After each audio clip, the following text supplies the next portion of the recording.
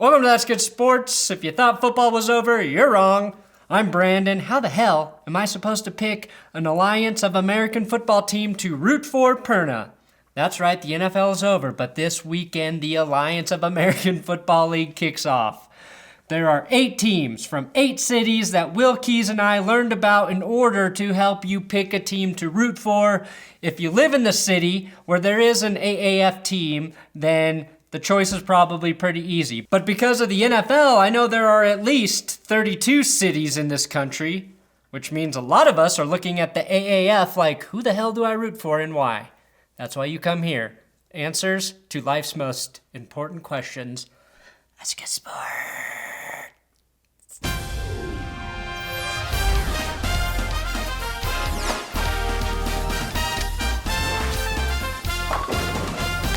For more coverage, subscribe to this YouTube channel. Now, the AAF was founded by Charlie Ebersol and Bill Polian, has 8 teams with 52-man rosters. I always said 53-man rosters were one too many, so the AAF is already doing things better than the NFL, and will play a 10-week season that starts Saturday.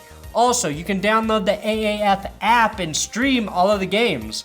Unlike the NFL, they're not in a position yet to be dicks about their precious football games. Now, Will and I have created a rating system for team rootability, and a point may be awarded for the following: team name and uni, notable players, head coach, best thing to do in that city, starting quarterback. A 5 would be the max point for rootability, but warning, a team could score negatives if we decide that they are at a Patriot level of hate.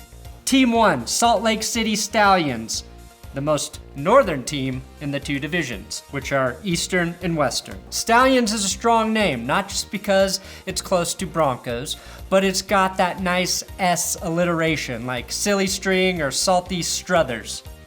I don't know why those are the 2 things that came to mind, but it's too late now. As far as their uniforms, those are looking pretty strong. With the blue and the gray, it's a nice cross between the Titans and Air Force.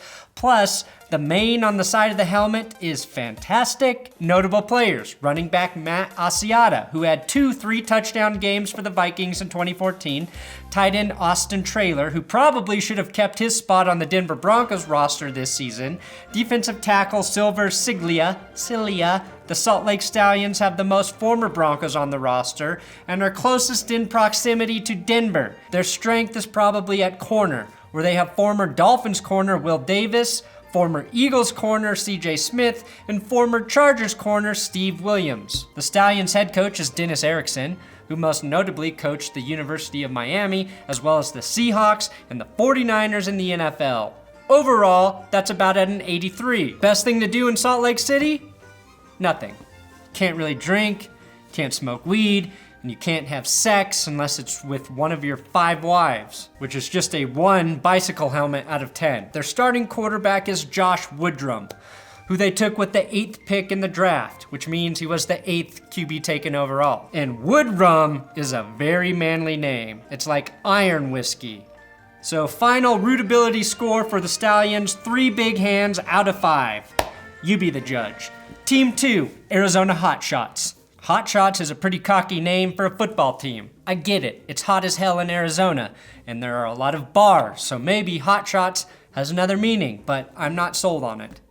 You know what else is cocky? Assuming you represent all of Arizona. They should be the Huachuca City Hotshots until they earn the respect of the whole state. Their colors are basically the same as Arizona State, except instead of black, they have green as a color. The starting running back for the Hotshots may be Tim Cook, which is impressive that the aging CEO of Apple is in football shape. Broncos fans may end up rooting against the Arizona Hotshots, even though their head coach is former Colorado Buffaloes head coach Rick Neuheisel. A big reason, Raheem, I ended Broncos country's dreams more, is one of their safeties. I'm assuming this roster is the best because they have the most Wikipedia links out of anyone, so I think they'll be pretty good, but I'm not rooting for them. I already mentioned head coach is Rick Neuheisel, who was a pretty solid coach at UCLA, and he looks like you wouldn't hate him as a stepdad. Their quarterback is Trevor Knight. Knight is sort of a poor man's Tim Tebow, worse arm, but statistically speaking, has had way more sex than Tim. And finally, the 3 most popular things to do in Arizona are being old, blaming problems on immigrants, golf, and Hotshots, AKA killing a friend with a lethal dose of heroin. That's 4, but they're not known for high math scores. So Arizona gets an overall rootability score of cactus, but spelled like dessert. Team number 3, Memphis Express. Memphis Express? Am I riding the subway or delivering a package? Why not go with the Memphis Maulers? You have the Memphis Grizzlies, therefore there's a tie to their name. Nobody wants to get mauled by a bear, unless you're Leonardo DiCaprio and you've grown tired of being able to sleep with any woman on earth and say, hey, why not see what it feels like to be fornicated by a bear? A maul is also a heavy, long-handled hammer.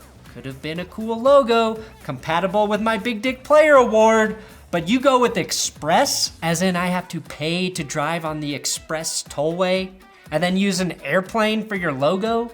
They're closest to the Patriots in colors, and I already hate the Memphis Express. Mike Singletary is their head coach, and you better believe everyone on his roster remembers that Vernon Davis press conference. I cannot play with him, cannot win with him, cannot coach with him, can't do it. I don't know if that's fear or respect, but I like it.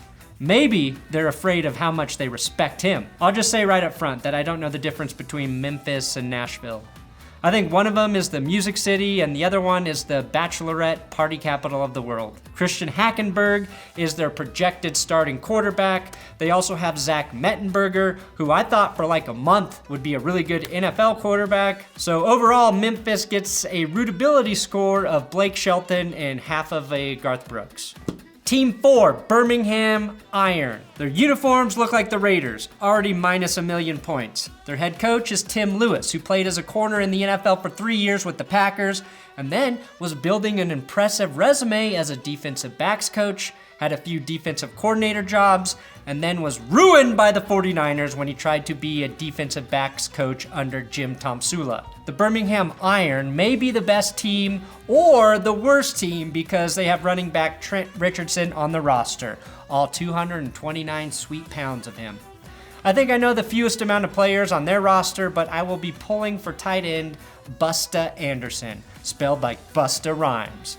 He too was a casualty of playing for the 2015 49ers. The Birmingham Iron also sound like they're trying to be the Steelers, so look for their quarterback to not have any leadership skills and for their wide receiver and running back to be very, very dramatic. And that's why we've given the Birmingham Iron an overall rootability score of 1 star and 6 eggplant emojis.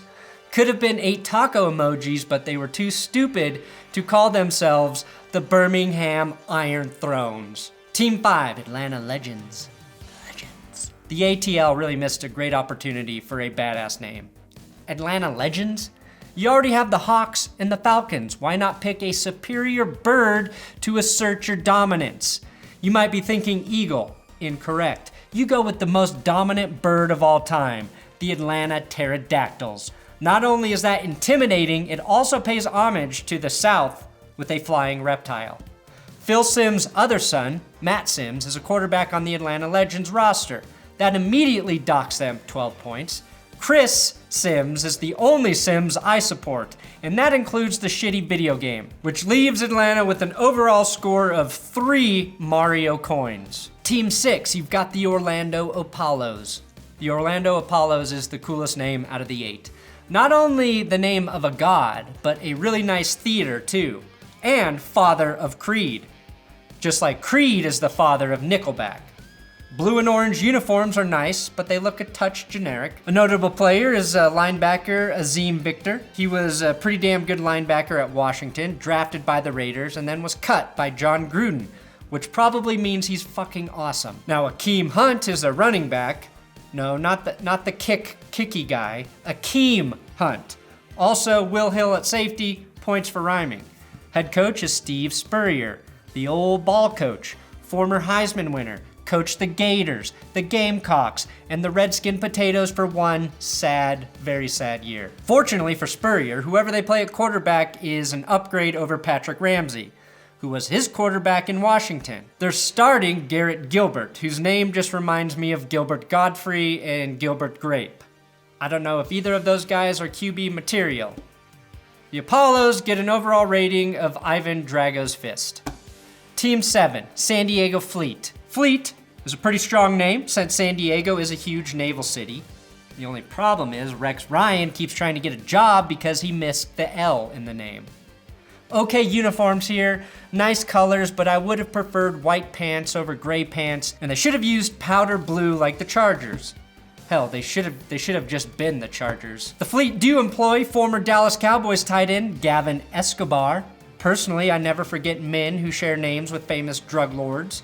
Also, I picked him up in fantasy in 2014 after his 2-touchdown performance against the Giants. Let's just say there's a reason he's playing for the Fleet now. They do get a bonus point for having a player with the hardest to pronounce name in the league. Lacvianti Gonzalez, or as I will call him, Don Quixote. In terms of the city, the best thing to do in San Diego is deny your NFL team funding for a new stadium. Mike Martz is the head coach, probably the most successful NFL coach out of any in the AAF.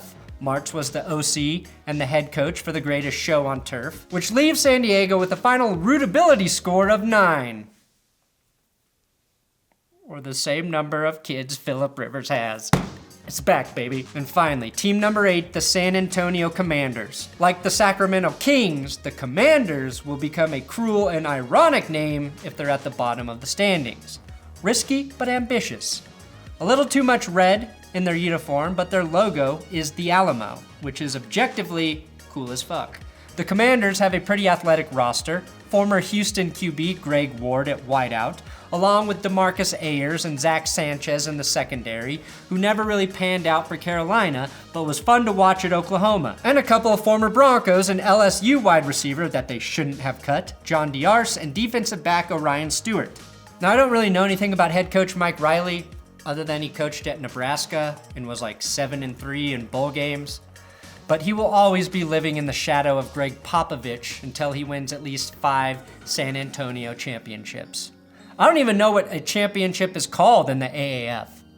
Please let it be the Big Dick Bowl game. San Antonio has a nice Riverwalk and the Spurs, and almost got the Raiders at one point.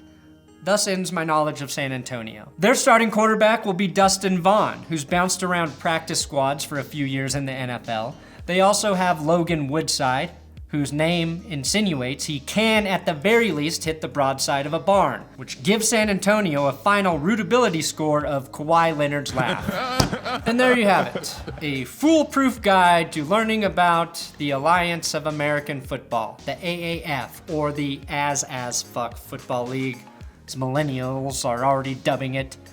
Vegas says the Hotshots are the best team, but there is literally no way to know that until we watch these men play football this weekend. I hope it doesn't suck, and I hope you found a team to root for. Thanks for watching another episode of That's Good Sports. Yes, we will probably review the games that happened this weekend come Monday. Make sure you give @WillKey6 a follow on Twitter. He helps me write football shit. And I posted a Stephen A. Smith video today. He called Dwayne Haskins a running quarterback, which just is absolutely priceless.